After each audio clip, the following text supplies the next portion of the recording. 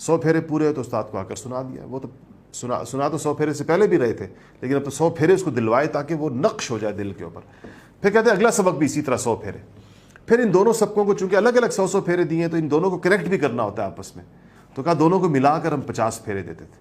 تو آپ سوچیں کہ 100 پھیرے اس کو پڑ گئے, 100 اگلے سبق کو پڑ گئے, دونوں کو ملا کر, دونوں سبقوں کو ملا کر 50 دیے, تو گویا ہر سبق کو 150 پھیرا پڑ گیا. اس کے بعد اگلا سبق کو 100 پھیرے دیے, تیسرے سبق کو, چوتھے سبق کو 100 پھیرے دیے, تیسرے اور چوتھے کو ملا کر 50 پھیرے دیے, اور پھر ان چاروں کو ملا کر 25 پھیرے دیے.